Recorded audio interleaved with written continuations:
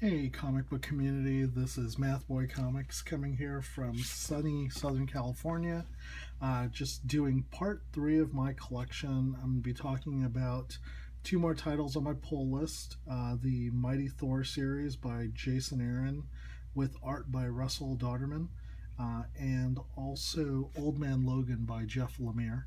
I'll also highlight one or two um, artists that I just want to basically put out there.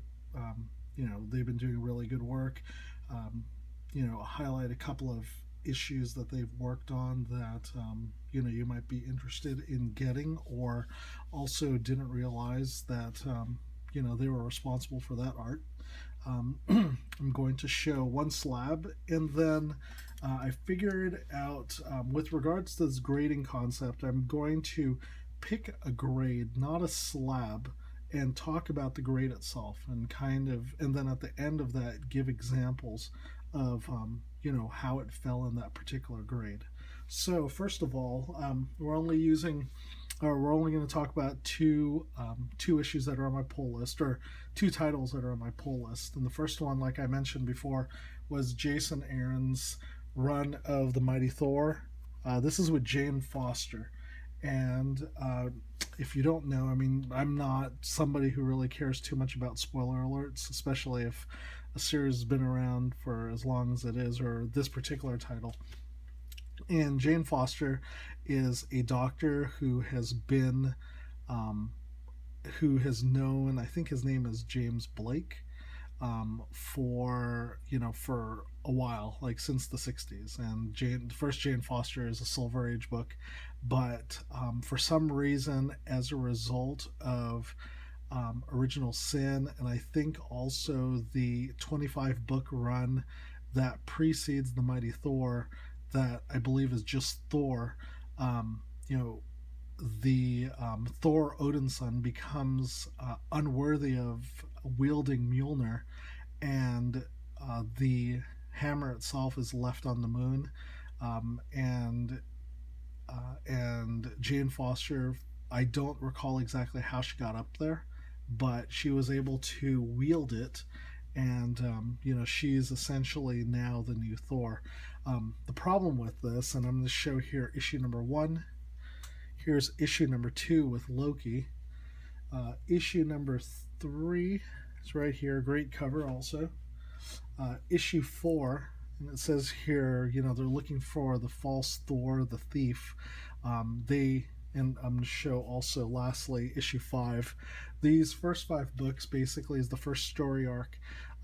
They effectively don't. When I say they, the Asgardians, particularly Odin, the Allfather, does not recognize Jane Foster, or does not recognize this person, this female Thor, as a worthy person to be Thor.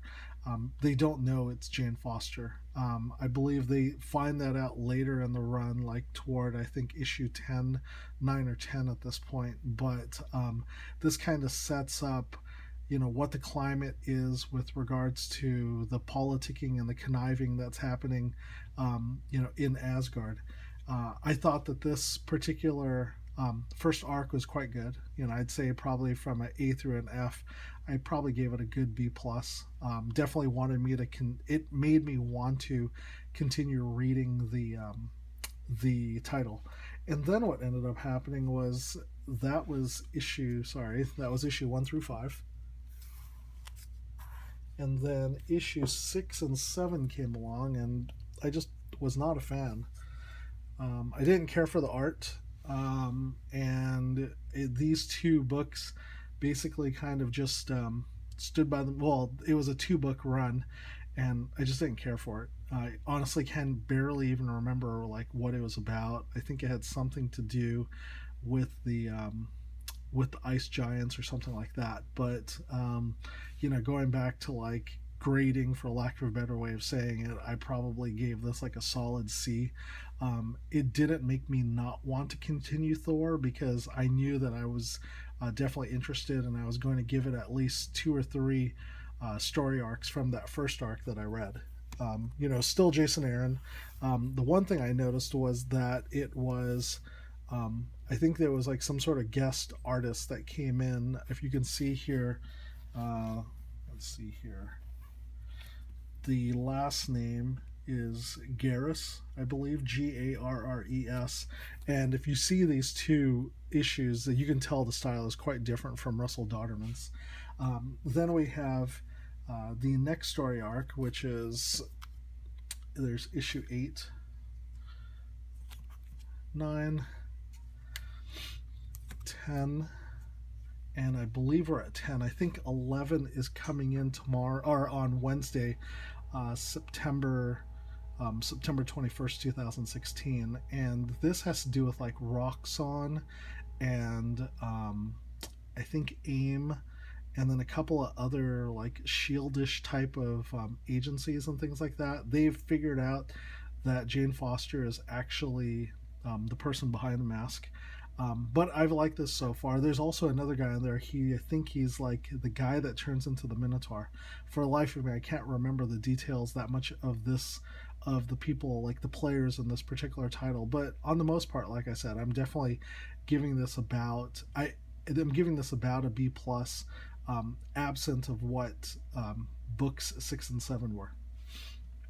Now, let's see here. One thing to also show is when I went to WonderCon 2006, Russell Dodderman was actually there, and I was able to get a signed his signature on Thor #8, and you can see it's right here, Russell Dodderman.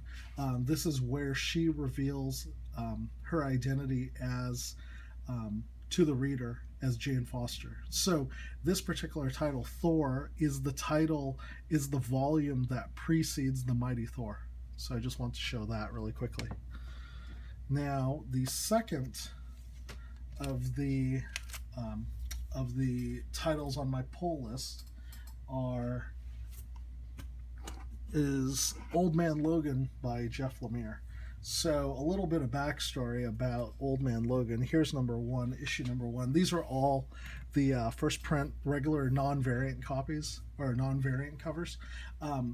So going back and understanding a bit about Old Man Logan for the beginning comic book readers out there that aren't too familiar with like how certain things came about. Basically, this idea of Old Man Logan, if I'm not mistaken, was born out of the writing of Mark Millar, if I'm pronouncing his name correctly, Millar. And he envisioned a alternate universe where basically all the superheroes or all the supervillains figured out if they worked together, they'd be able to defeat the superhero community, which they did in that particular alternate universe.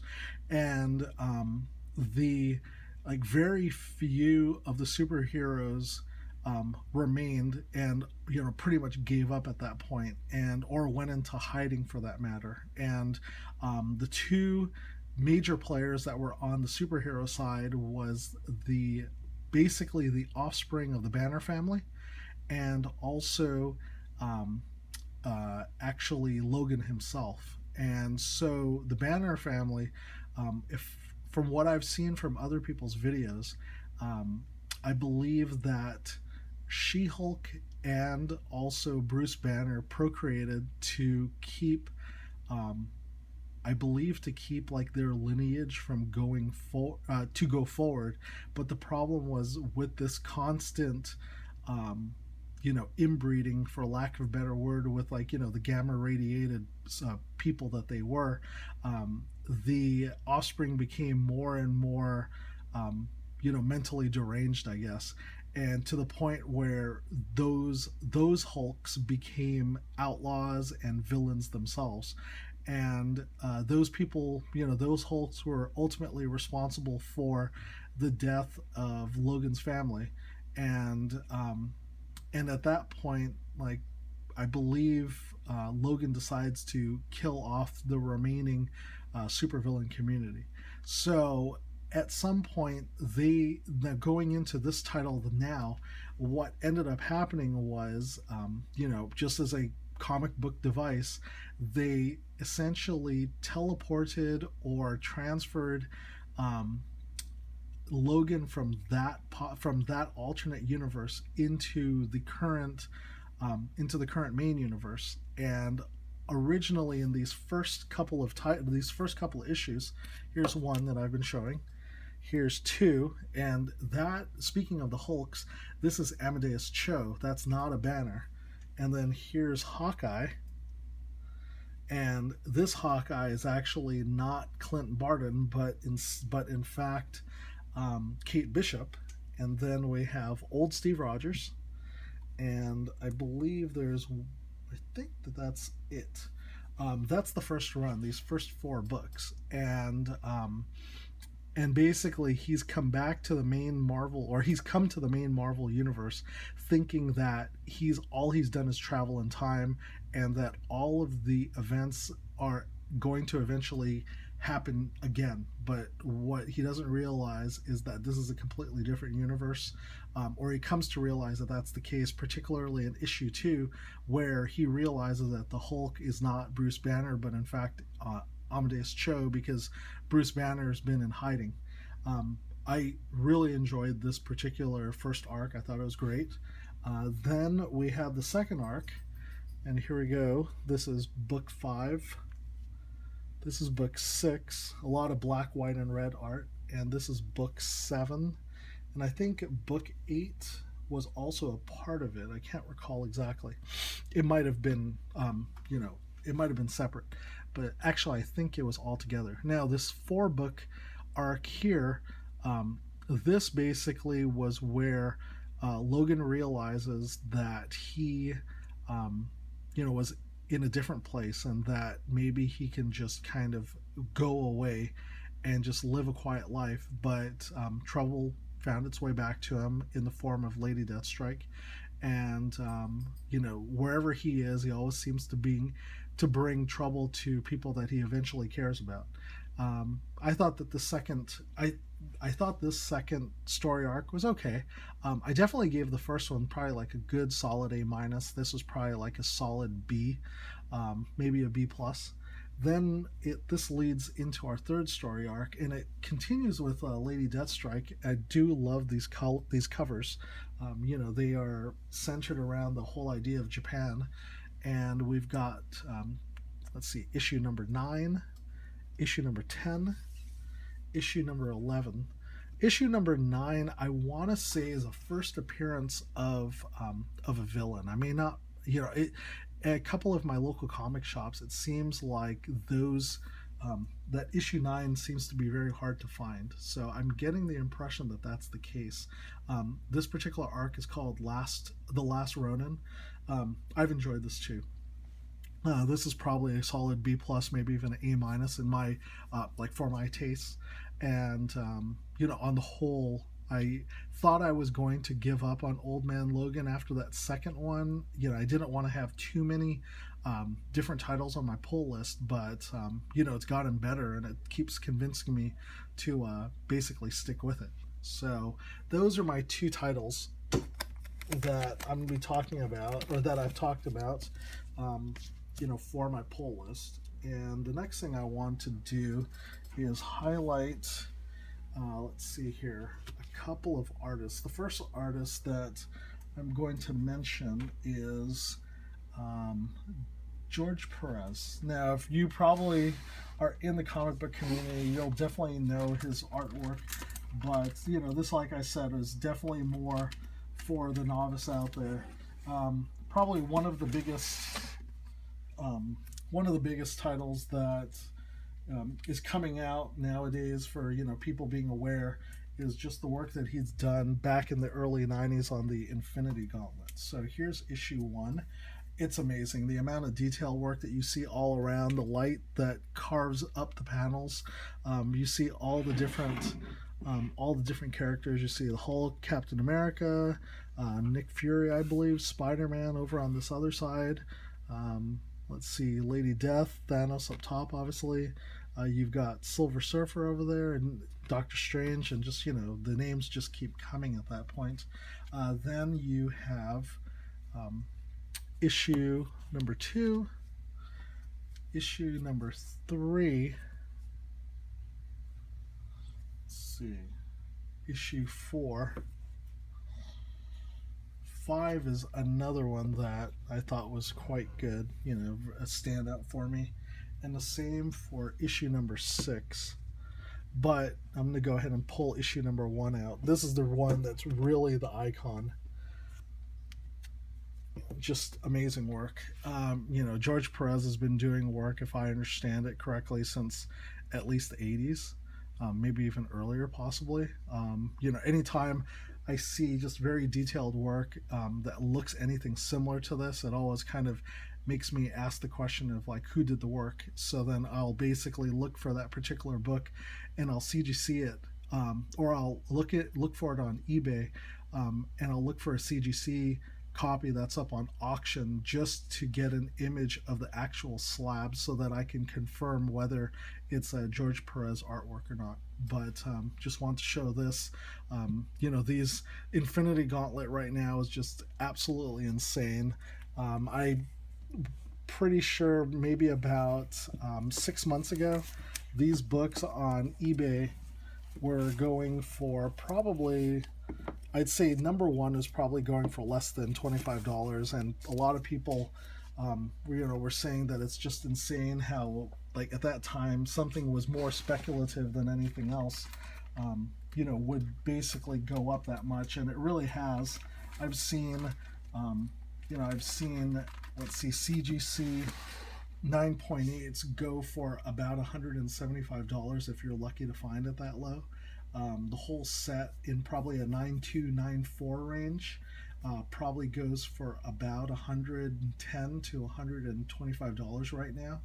And I was more than happy getting the copies that I got that were in 8 points. They're probably in like the 8.8, 8.5 range. Wasn't looking for anything too spectacular. Didn't want to spend too much money. I actually spent $50 for that entire set, and it was really more of the idea of just wanting to have it than anything else. Now, using that kind of as a segue to the other artist and the amount of detail work. There's very few examples I have to show here, but the other artist is Cheung, and Cheung, this is some of the work that he's done. He's done some variant copies, but Cheung is actually responsible for creating the Young Avengers, if I'm not mistaken. And so, you'd see Kate Bishop and folks of that sort. And let me go ahead and just pull out, let's see here, the issue number 1 for Young Avengers. I'm going to go ahead and move this over. And, I've caught here on the West Coast, I've seen Cheung a good number of times at various comic book conventions, San Diego Comic-Con, WonderCon, and I forget, there was one other place that I saw him too. He might be over at Kamikaze, and I really enjoy the work. There's he tries to keep it very clean. There isn't that whole broad stroke concept. This is more like everything's detailed and everything kind of has its place. So I wanted to definitely just kind of say that I really enjoy his work. So I'm going to go ahead and put these two aside. Now, the last part of this particular video, actually, there's one more thing. There is when I went to, let's see here, when I went to the Long Beach Comic-Con just this past weekend, and I'll probably put up a video for the different books that I picked up there. I did pick up my very first CBCS slab. Oops. Let me go ahead and reach over the camera and get this, and I kind of wanted to just show this off. This is Walking Dead number 108, First Ezekiel. This is actually going to be, I'm presuming this is going to spike because it's their intent, and if you've seen The Walking Dead on television, the season 7 teaser trailer shows Ezekiel and his tiger Shiva being introduced into the series. Um, this particular individual has about a 30 some odd book run, and he's a major player in this. He's one of the leaders of one of the communities as as the survivors have kind of come together. So I don't follow the movie or the television series itself, but for book purposes, he's a significant character.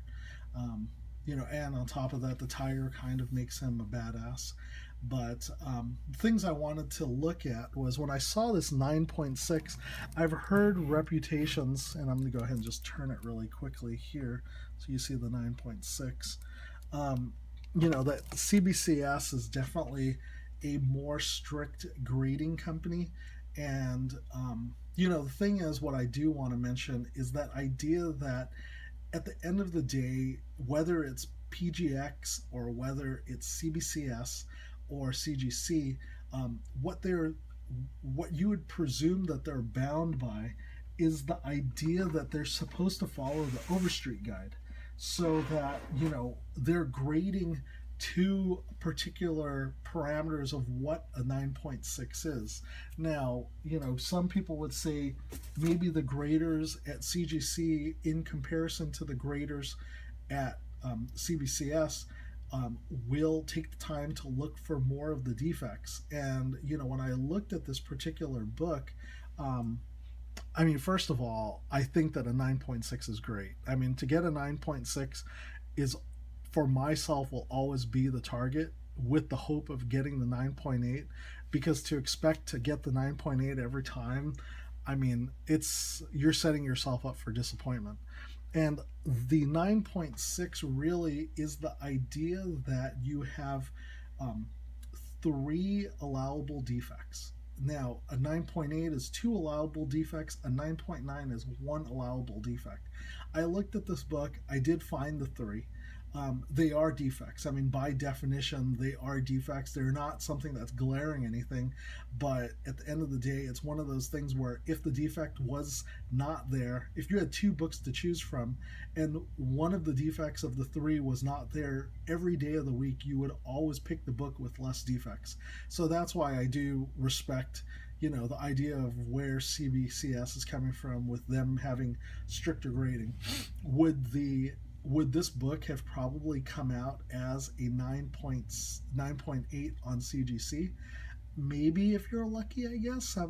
I've heard some people say, like, if you catch the grader on a good day, he might be generous. And I don't know, that I don't necessarily think I believe in that theory, simply because that just means then that if there's a luck of the draw and it's not standardized. And I think it's even worse for PGX, because I've seen some PGX books that are 9.8, and you could swear just by what you're looking for that they're solid 9.6s. Maybe even at times you'd sit there and say to yourself, just from the cover alone, it could even have been arguably a 9.4.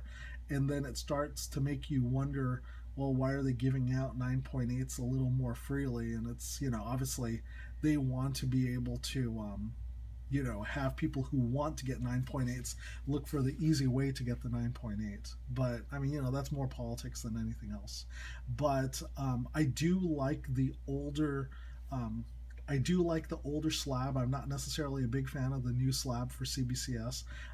If you notice here where the 9.6, the font that they use, I think it's a little more stylish than what is currently out there, where they just use a very, I think the font term is called sans, and this, I don't know if this is serif more, but it definitely has a little more style to it because it's blue with a little black outline.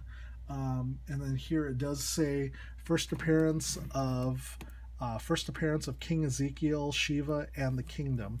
So I think that's what it also says on CGC. But yeah, I like the case. I love the fact that it's a nice solid case and also stackable.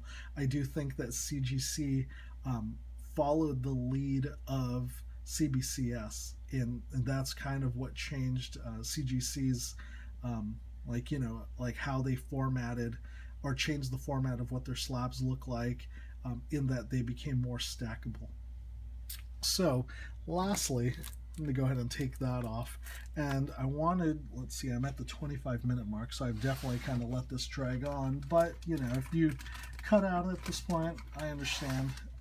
But the last part of this particular episode is that idea of talking about understanding a grade.